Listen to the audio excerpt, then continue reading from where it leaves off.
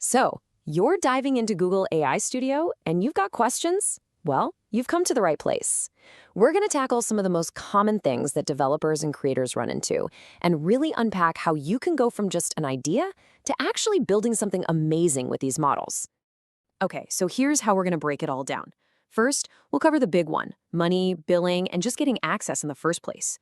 Then we'll get into the fun stuff, the models themselves and how to pick the right one. After that, we'll do a little bug hunt and talk about common quirks. And finally, we'll tie it all together with how to write prompts that actually get you what you want. All right, first things first, let's talk about getting in the door, access and billing. You know, when you finally get that API key and connect your billing, you're doing more than just paying for queries. You're really unlocking the full potential of this whole platform, and that's key to taking your projects to the next level. Okay, this one is super common, and honestly, it can be pretty frustrating. You've done everything right, you've activated billing, but nothing. A lot of the time, there's just a little delay for the systems to sync up. If it hangs around for too long, though, you'll definitely want to contact support. But this brings up a bigger point. What does that API key really get you? It's not just about simple text in, text out. You're getting your hands on some truly incredible features, like massive context windows and the ability to understand text, images, audio, and video all at once. We want to make sure you're getting every bit of value out of that access. Now, this slide gets at a really common point of confusion. People ask all the time, hey, I have Google One, or I'm paying for Gemini Advanced. Doesn't that cover this? And the simple answer is no. Those are consumer plans which are totally separate from the Google AI developer platform.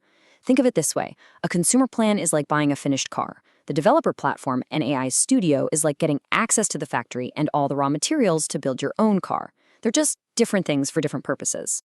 All right, so once you're in, the next big question is, which model do I actually use? This is probably one of the most important decisions you'll make for any project, so let's get into it. So, how do you choose? Well, it really boils down to a classic trade-off. Gemini Pro is your powerhouse. It's what you reach for when you need deep, complex reasoning. Think analyzing a dense legal contract or writing a complex piece of code.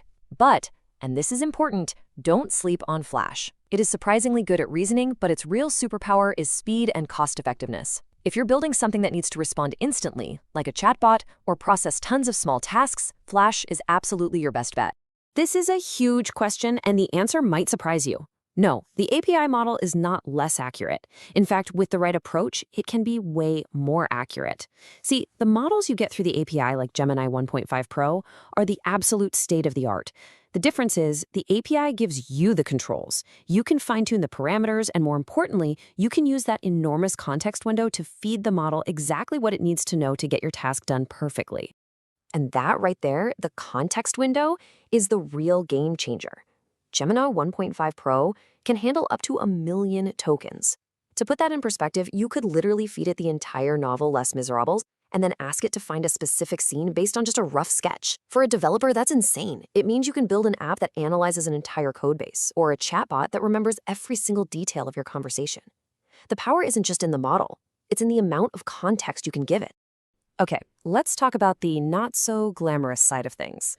Every powerful tool has its quirks and limitations. It's just part of working on the cutting edge. So let's look at some common issues, not just as bugs, but as the current boundaries of the tech, so you know what to watch out for. Here are some of the things people have been running into. You'll see things like a UI button not working, which is usually just a temporary glitch that gets fixed. But then there are things like errors with code generation. Sometimes that's a model issue, but often it can be fixed with a better prompt, which we'll talk about in a second. And then, of course, there are account issues, like credits not showing up. For that, your best bet is always to contact support. The main takeaway here is that this stuff is always evolving, so you just have to learn to adapt your approach. Now we get to the really exciting part. This is where you, the creator, get to turn your ideas into reality by mastering the art of the prompt. This is where you have the most control and can build some truly incredible applications. Okay, check out this prompt. This is a fantastic example of a really solid starting point. It's specific, it gives the model constraints, it defines the topic, and, crucially, it tells the model exactly how to format the output. But we can think even bigger. Imagine a preschool teacher prompting the AI to create an entire week-long curriculum, personalized to her city, the local weather forecast, and a few documents she attached, complete with daily activities and even a song. That level of detail is totally possible. So how do you write prompts that get those kinds of amazing results? It's not magic, it's a skill. And it really boils down to these 4 things. Be incredibly specific. Start simple and then add more detail. Give it examples, what we call few-shot prompting, to show it what you're looking for. And here's a pro tip that works wonders. Assign it a persona. Start your prompt with, "You are an expert astrophysicist," or "You are a witty marketing copywriter." It frames the task for the model and can radically improve the output. It's all about guiding the model, not just asking it a simple question. And really, that's what this all leads to. This is the ultimate question, isn't it? We're way beyond just simple question and answer now. With these huge context windows and the model's ability to follow incredibly detailed instructions, the gap between having a complex idea and having a working prototype is shrinking every single day. The tools are right here. The only question left is, what are you going to build with them?